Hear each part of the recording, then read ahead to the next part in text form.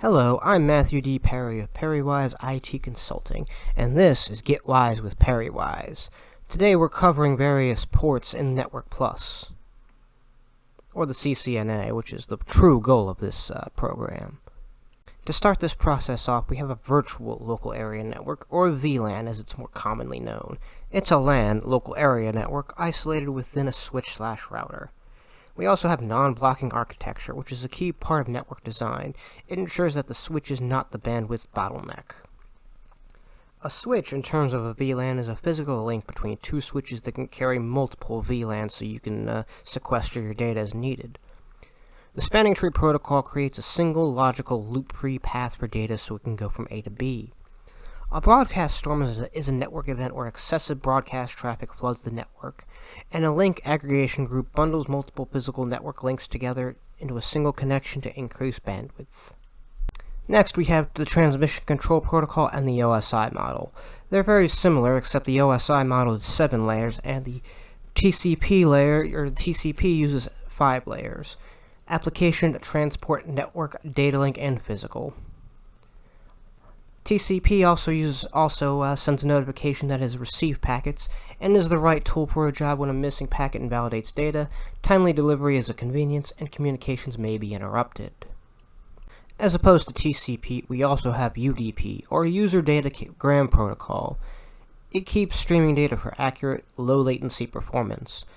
UDP trusts that data gets delivered, so if you need something that may be interruptible, you want to use TCP.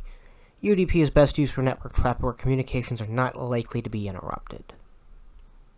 We have some standard network ports to keep in mind, as well as their protocol.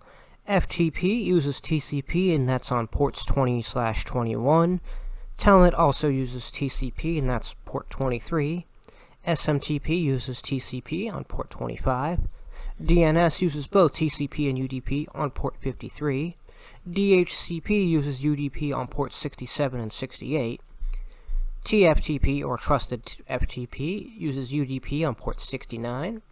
HTTP, you might be familiar with that one, that's on TCP at port 80. POP3 uses TCP on port 110. IMAP uses TCP on port 143. SNMP uses TCP and UDP on ports 161 and 162. PTP uses TCP and UDP on ports 319 and 320. LDAP uses TCP/UDP on port 389.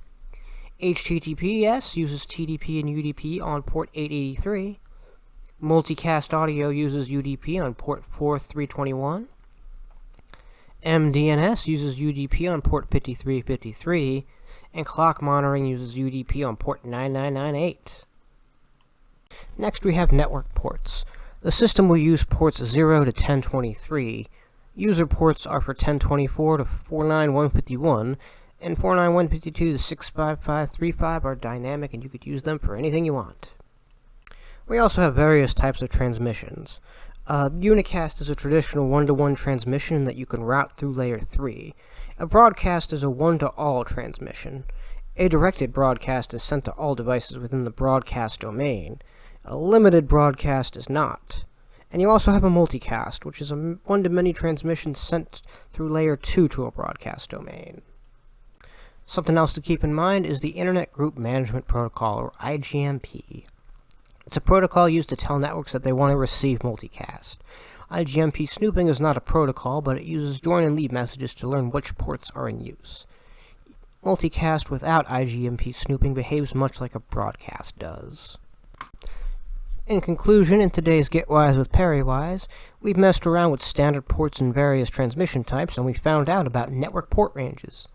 Till next time, I'm Matthew D. Perry of Perrywise IT Consulting, and I'll see you next time. Ta-ta.